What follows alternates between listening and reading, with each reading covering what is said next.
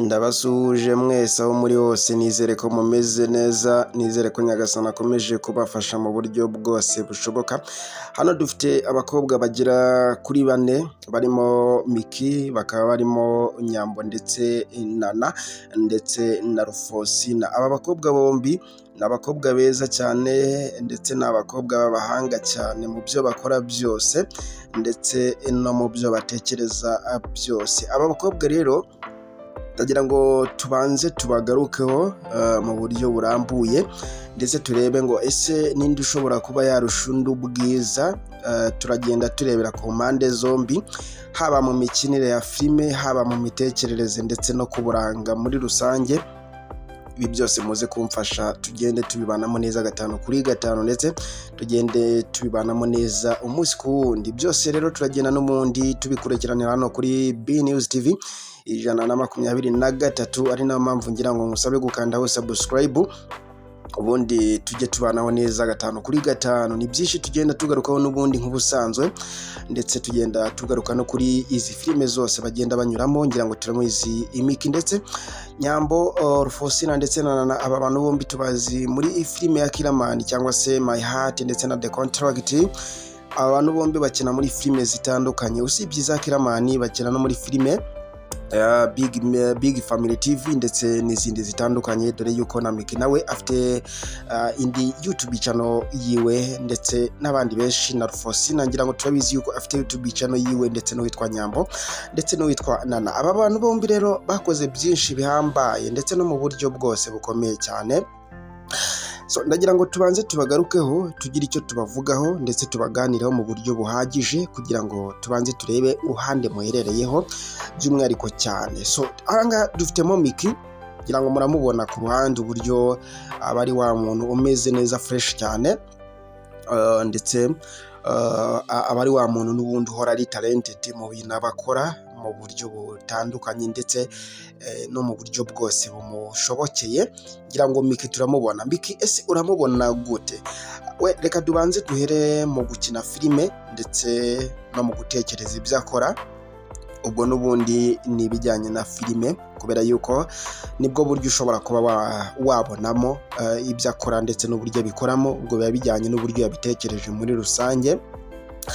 Miki umubona gute iyo ari gukina filime ndetse niyo ari kwactinga muri rusange? Miki hari umuntu ushobora gutekereza ko ari nawe umudirector.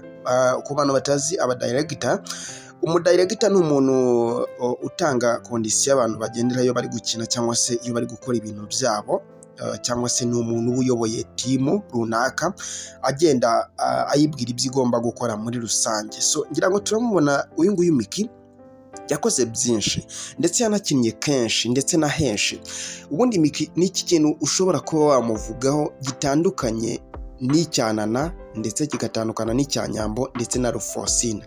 Byose mumfashe duhurire hasi muri comment ndetse tugende tubigarukaho no mu buryo burambuye. Miki ni iki kidasanzwe, ni iki gitandukanye ndetse n'iki cy'umwihariko kuri we wabuzi kidahuye n'ibindi by'aba bantu batandukanye cyangwa se abandi basigaye barimo Nana ndetse na Nyambo ndetse na Rufosina? So ndagira ngo tuze kugenda duhuza ibitekerezo, tuze kugenda tubivugaho cyane ndetse tunabigarukaho mu buryo burambuye.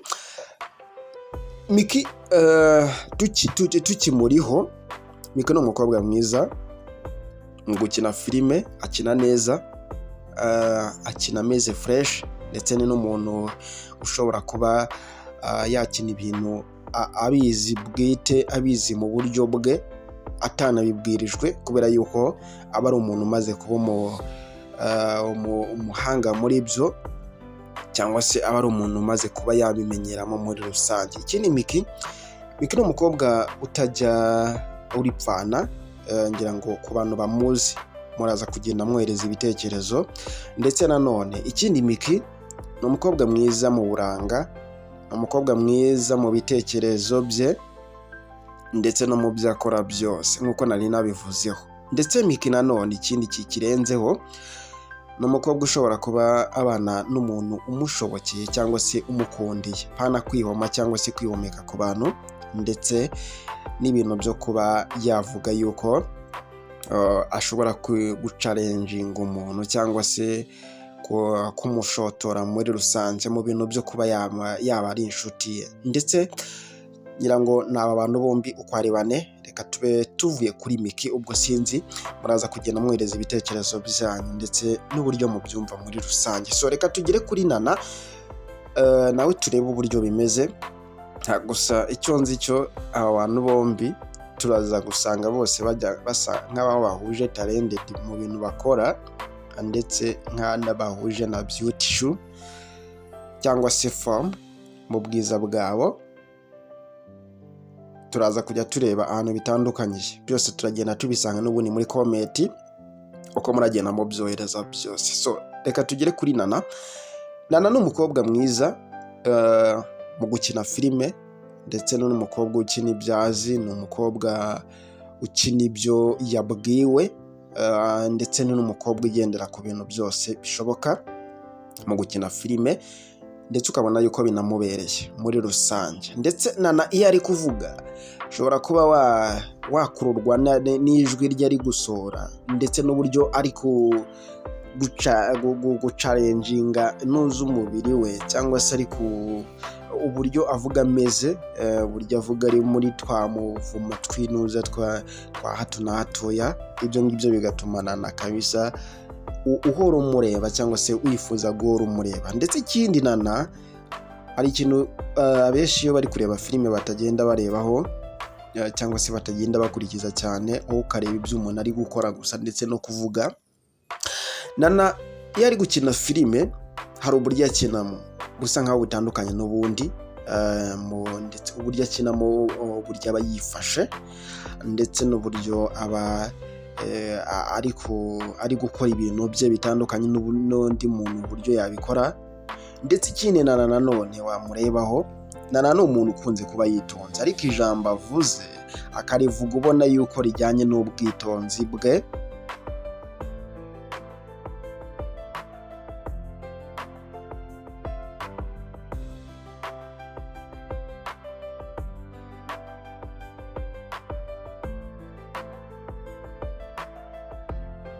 Ndetse ikindi akavuga ikintu ubona yuko kijyanye n'ubundi n'ibiharimo ako kanya muri rusange. So rero Nana sinzi icyo wamuvugaho kuri filime aba ari gukina, uraza kugenda ubyohereza muri comment. Ndetse nanone ikindi Nana ni umukobwa mwiza mu buranga, ni umukobwa mwiza mu byo akora ndetse no mu bitekerezo bye, cyane yuko Nana ari umukobwa umuntu wese ashobora kuba yakwifuza muri rusange, mu byo akora, mu bitekerezo bye, ndetse no mu gukina filime, ndetse no mu bwiza bwe cyangwa se mu buranga bwe.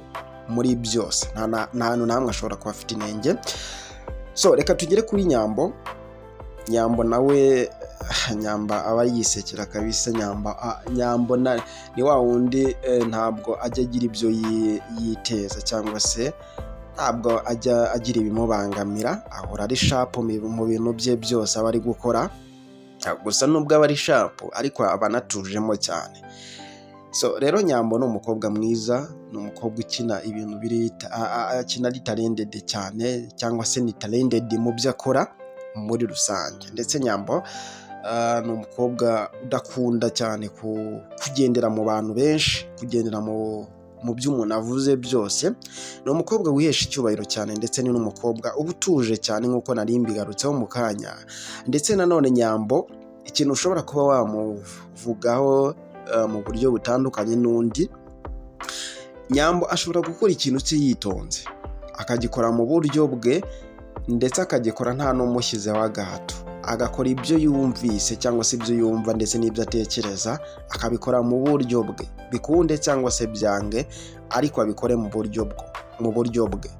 Hanyuma ikindi Nyambo iyo ari gukina filime cyangwa se sinema muri rusange, aho yaba ari hose, uburyo yaba arimo bwose, Nyambo ntabwo akunze ibintu bituma azamukira hejuru cyangwa se yishimira hejuru. Ibyo bintu ntabwo Nyambo abikunda, cyangwa se ntibimugaragaraho cyane. Ibyo ngibyo biri mu bituma Nyambo afatwa nk'umuntu witonda, ndetse no mu byo akora byose. Ibyo ngibyo ushobora kubihuza, cyangwa se ushobora no kuba wanabihuza no mu buzima bwe bwose busanzwe, apana muri filime gusa ndetse no mu buzima bwe bwose busanzwe. So Nyambo rero uretse n'ibyo ngibyo byo bya filime cyangwa se ibijyanye na filime, Nyambo ni umukobwa mwiza mu buranga, ni umukobwa mwiza mu bitekerezo, ndetse ni n'umukobwa mwiza mu byo akora byose nk'uko nari nabivuzeho cyane. So reka tugere kuri Rufosina. Rufosina